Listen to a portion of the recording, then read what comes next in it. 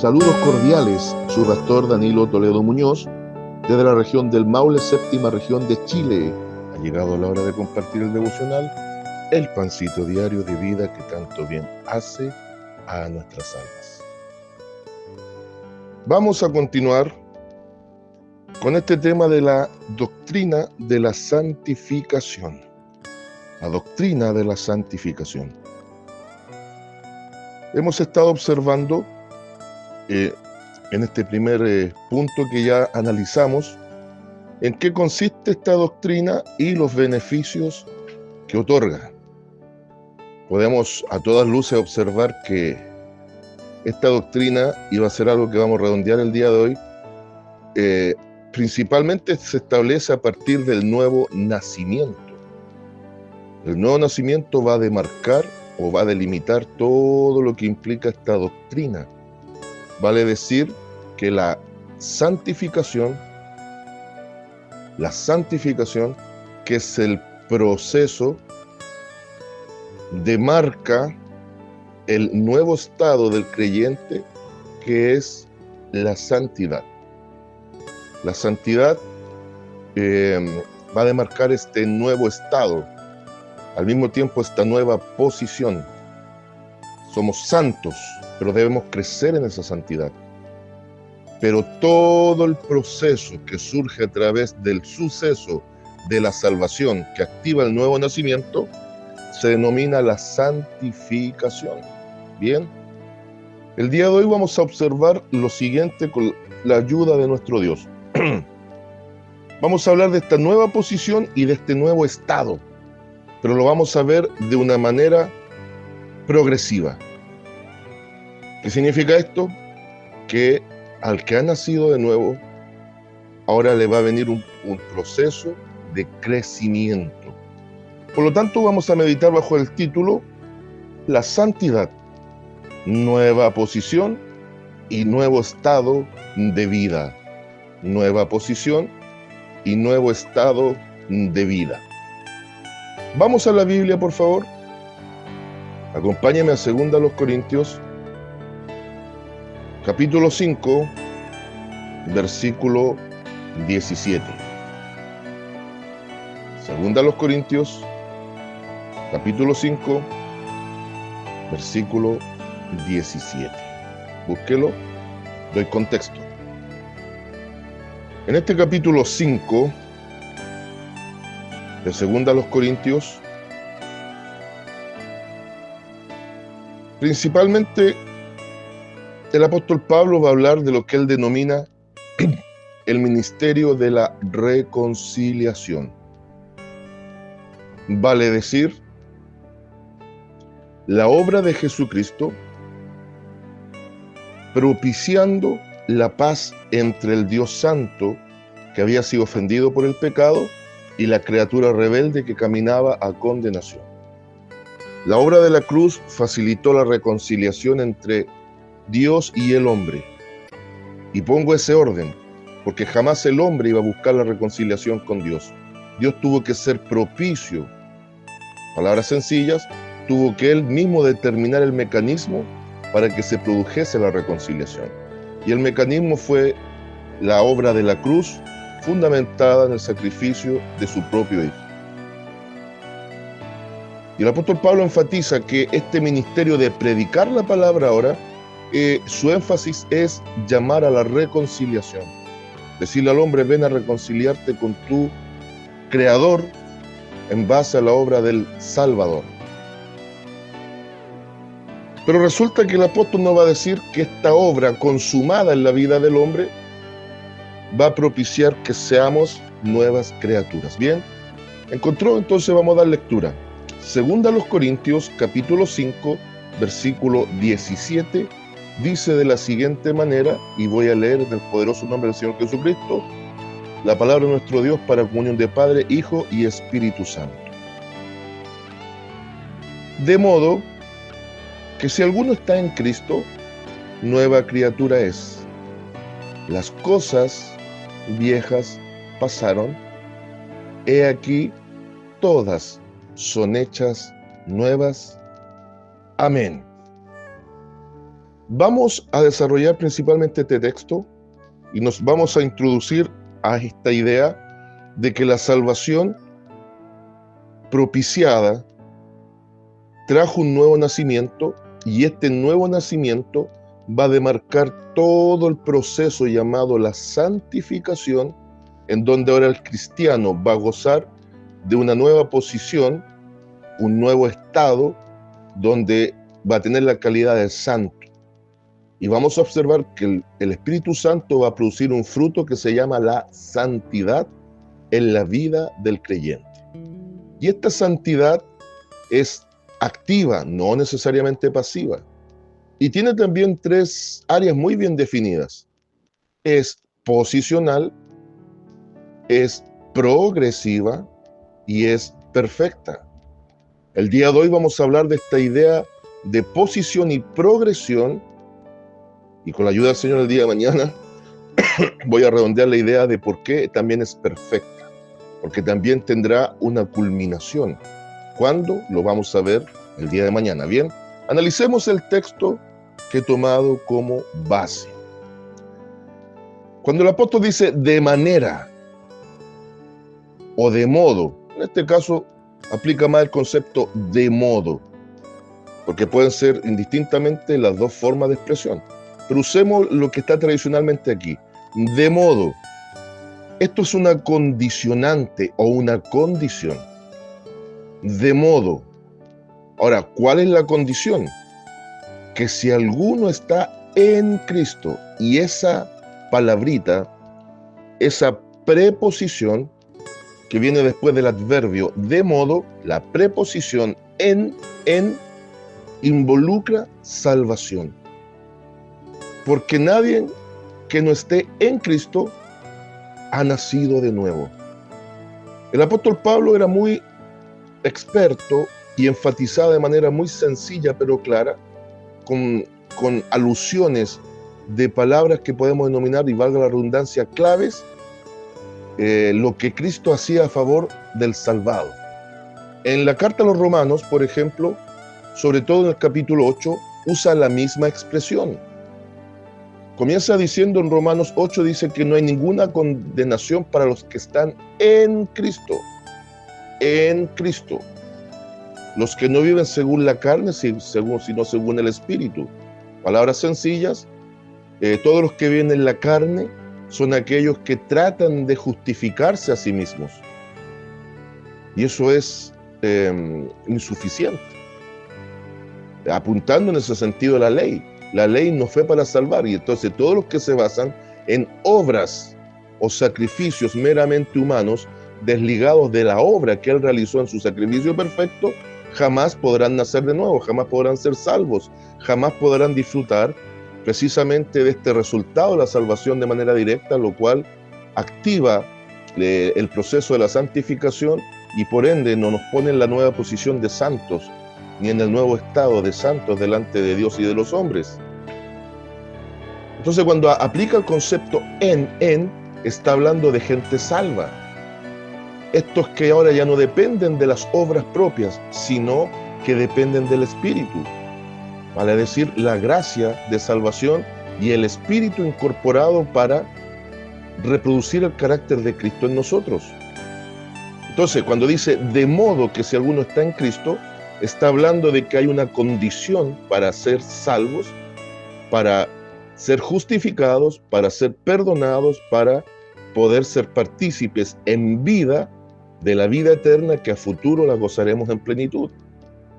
Entonces, de modo que si alguno está en Cristo, ahora viene. Y aquí está la idea del nuevo nacimiento. Nueva criatura es. Este es el nuevo nacimiento. En conceptos teológicos, palingenesía. Tito 3:5, cuando escribe a Tito, le dice que hemos sido renacidos, palingenesía, hemos sido vueltos a la vida, hemos vuelto a vivir nuevamente por la obra de la regeneración, por la obra de el Espíritu y la palabra trabajando a la par en nuestras vidas. Hemos sido regenerados, palingenesía, vueltos a la vida. Aquí hago un pequeño paréntesis. Analice esto. La primera muerte que sobrevino al hombre no fue la física. En el huerto del Edén, Adán y Eva mueren espiritualmente. Después mueren físicamente. El problema es que todo muerto espiritualmente fallece físicamente, pero va a condenación. Todo aquel que muere sin Cristo. Ahora, el que está en Cristo, lo primero que va a hacer nuestro Dios, dado que hemos estado muertos espiritualmente, lo primero que va a hacer es que nos va a resucitar espiritualmente. Y esta es la prenda de garantía, que aunque fallezcamos, hay una promesa después de resucitarnos físicamente. Y eso, conforme a lo que estudiemos mañana, va a ser en el momento de la glorificación y nos permitirá vivir eternamente. ¿Cuándo va a ocurrir eso? Cuando Cristo venga por su iglesia. Entonces hay una diferencia. El ser nueva criatura, el nacer de nuevo, implica que hemos sido resucitados espiritualmente. Ahora tenemos vida espiritual. Esto es lo que va a marcar la nueva posición y el nuevo estado. En el fondo, la santificación es la reactivación de la vida espiritual, y la santidad, que nos posiciona como santos y nos da el nuevo estado de santos, tiene que ver con tener ahora una vida espiritual ligada junto con el Espíritu Santo en el conocimiento nuevo respecto de Cristo para llegar al Padre un día. Bien, fíjese lo que va a decir ahora. De modo que si alguno está en Cristo, nueva criatura es. Las cosas viejas pasaron. Esto es, los pecados antiguos, la vida antigua, el juicio que se cernía sobre nosotros, todo lo anterior negativo que nos cautivaba para perdición, eso quedó atrás. Hubo una vuelta de página. Hay una nueva historia que se está escribiendo de cero. Y ahí es donde va entendiendo usted que esto va a requerir una progresión. Y cuando digo me refiero a progresión, que va a haber un proceso gradual, que va a ir de 0 a 100, de menos a más. De menos a más. Por ejemplo, en Proverbios 4:20 se nos dice que hay una referencia, obviamente antiguo testamentaria, pero aplicable a la vida del creyente, que vamos creciendo como la luz de la aurora hasta la plenitud del mediodía. Es así la vida del creyente. Vamos creciendo de menos a más. De menos a más. De menos a más. En este proceso, en este estado, en esta nueva condición de vida, la cosa ahora cambia, es diferente. Cristo ha renovado todo, ha hecho todo nuevo, pero todo esto nuevo, no se olvide, requiere un avance, requiere una progresión. Sencillo ejemplo es esto como nuestra vida natural. Nuestros padres nos dieron razón de vida, porque el que da la vida es Dios. Al unirse, uno es engendrado en el vientre de la madre y viene todo un tema hasta que nacemos. Pero no nos quedamos toda la vida como bebés. Al nacimiento natural le viene todo un proceso de crecimiento hasta la muerte, hablando en sentido natural. Con la nueva vida en Cristo ocurre algo similar. Fuimos engendrados en Dios por el poder de la palabra y el Espíritu. Hemos nacido una nueva vida y ahora la meta del Espíritu Santo es hacernos crecer en esta nueva vida hasta que se forme la imagen del Hijo de Dios, del Señor Jesucristo en nosotros, para capacitarnos a plenitud a la vida eterna. Entonces ahora entramos a la nueva vida, a la vida plena. Y esto es una capacitación para la vida eterna. Y cerremos aquí con lo que enseña en este pasaje el apóstol Pablo.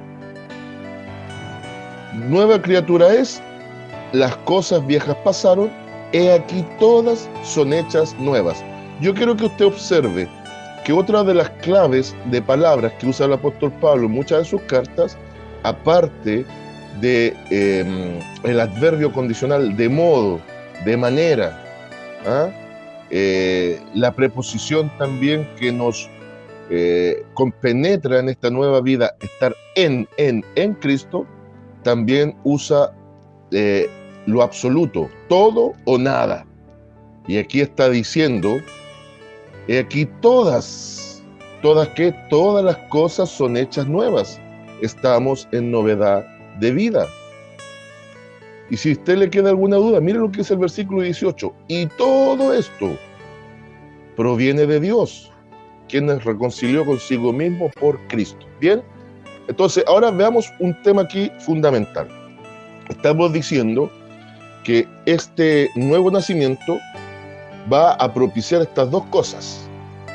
Va a propiciar todo el proceso llamado la santificación, pero ahora el creyente, y lo vimos el día de ayer, como santo tiene una nueva posición y un nuevo estado. Esa nueva posición es ser posicionados como hijos de Dios, y el nuevo estado, santos delante de Dios y de los hombres. Pero esta santidad, y es aquí donde la vamos a observar, es progresiva, no es estática, no es pasiva, no es un asunto ya concluido. No somos santos de manera absoluta y perfecta. Eso lo vamos a ver el día de mañana. ¿Cuándo vamos a ser santos de manera perfecta? Por eso muchas veces no entendemos esto de que somos santos en posición y en progresión. No alcanzamos a entender que de posición somos santos y de crecimiento somos santos. Posicionalmente somos santos ante los ojos de Dios, también ante los ojos del mundo. Pero nuestra realidad del día a día muchas veces está muy lejos de la realidad con la que los ojos de Dios nos ven. Comenzamos a mirar nuestros defectos, nuestras debilidades, nuestras áreas de pecado, nuestras tentaciones, nuestra propia esencia humana que se revela contra Dios, y comenzamos a dudar. El asunto en cuestión es que, entendiendo esta nueva posición y estado, tenemos garantía de seguridad en Cristo, de que nuestra salvación no va a depender de lo que hagamos o dejemos de hacer. Esta salvación va a estar siempre supeditada bajo el alero, bajo la cobertura y bajo el accionar de Cristo. Pero esta nueva vida nos da esta garantía de una seguridad nueva en Cristo. Ahora la pregunta sería, sabiendo que estamos en esta posición y estado nuevo, pero entendiendo que debemos crecer, ¿quién va a propiciar el crecimiento? ¿El Espíritu Santo solo, sin nuestra asistencia? ¿O el Espíritu Santo obrando a través de nuestra actitud de voluntad rendida a Él? Y la respuesta más certera sería lo segundo. Voy a usar dos palabras técnicas en teología. Para la salvación existe lo que se llama el monergismo. Dios es el que la propicia. Dios es el que la activa. Dios es el que la genera. Y si algo hace el hombre, solamente optar por la oferta presentada. Bien, eso es monergismo. Dios generando todo esto de la salvación. Pero ahora, para el crecimiento se activa lo que se llama sinergismo. Palabras muy sencillas. Dios, a través del Espíritu Santo, iniciando todo esto y llevándolo hasta la consumación, pero nosotros también poniendo de nuestra parte para crecer. Aquí debemos también poner de nuestra parte para crecer. Entonces ahora no es uno solo actuando, monergismo, son dos, Dios y el creyente en este mecanismo de crecimiento. No se olvide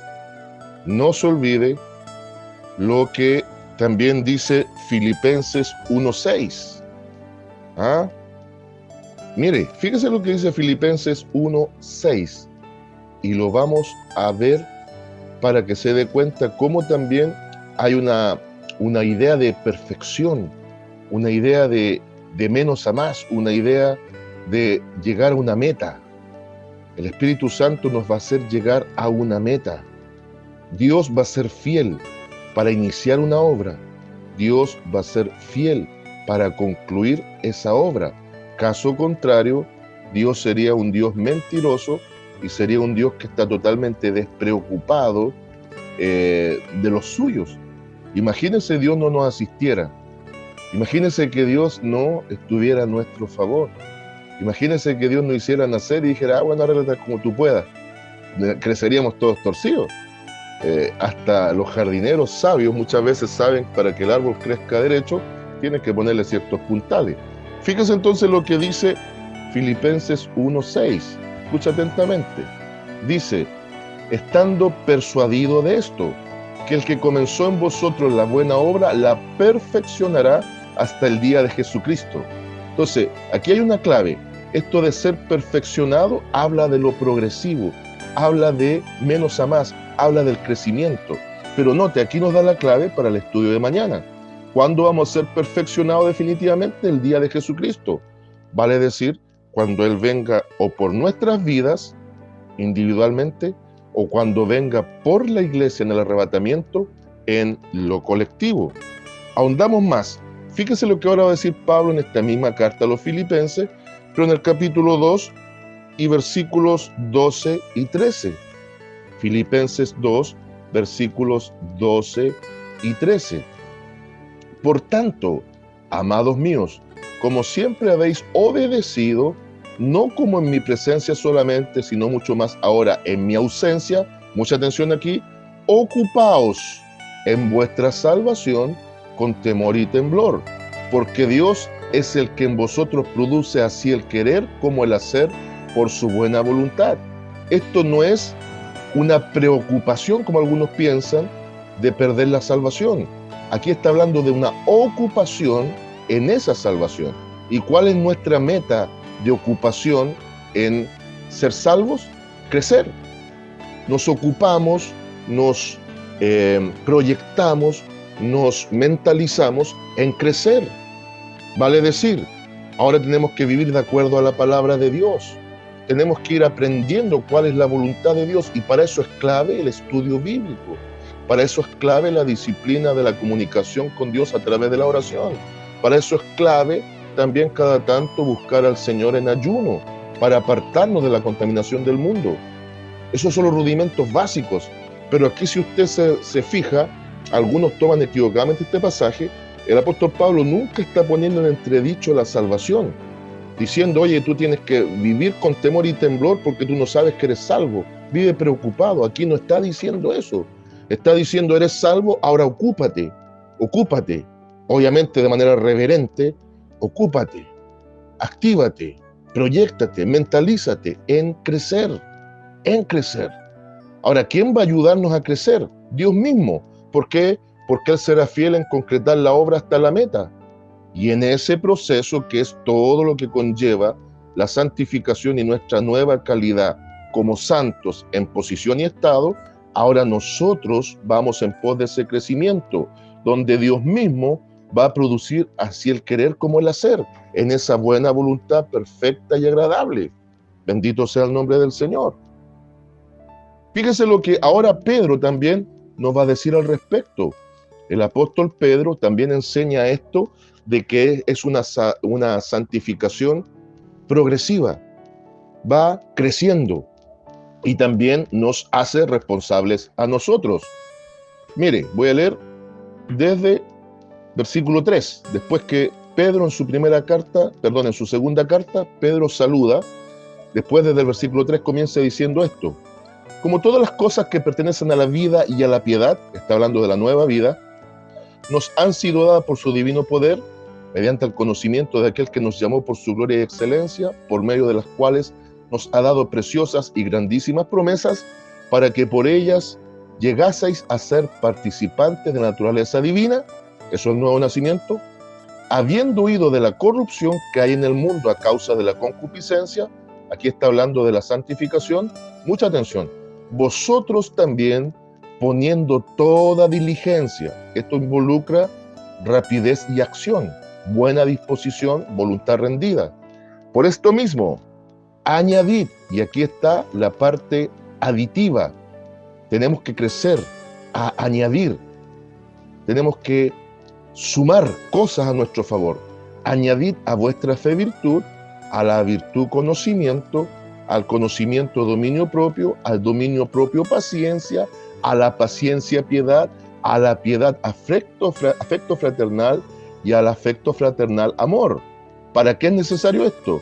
Porque si estas cosas están en vosotros y abundan, no os dejará estar ociosos ni sin fruto en cuanto al conocimiento de nuestro Señor Jesucristo.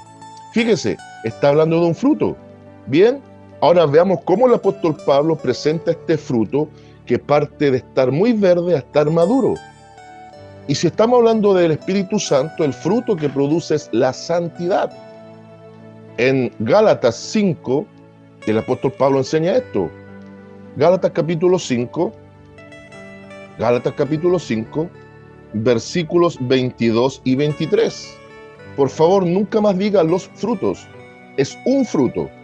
El que es santo produce santidad. El Espíritu Santo produce santidad.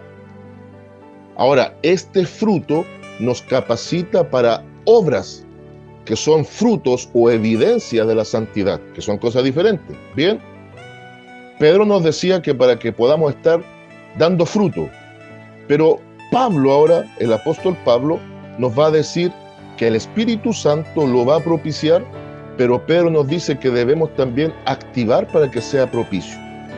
Y fíjese lo que va a decir Pablo al respecto, hablando de el fruto de la santidad. Mire, fíjese lo que va a decir aquí.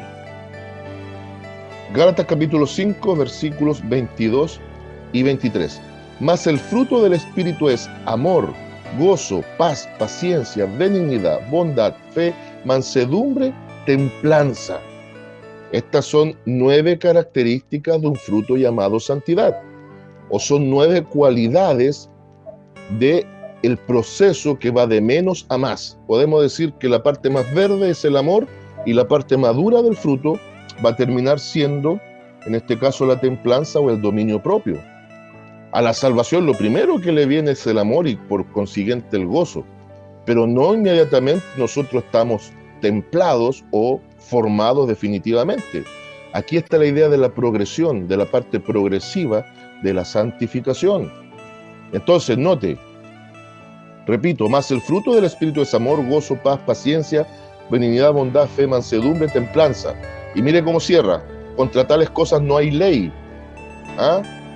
Después dice, pero los que son de Cristo, estar y ser, note, estar y ser, aquí tienen que ver con una parte formativa, estar y ser, una parte formativa, estar tiene que ver con estado y ser tiene que ver con posición también y progresión de crecimiento.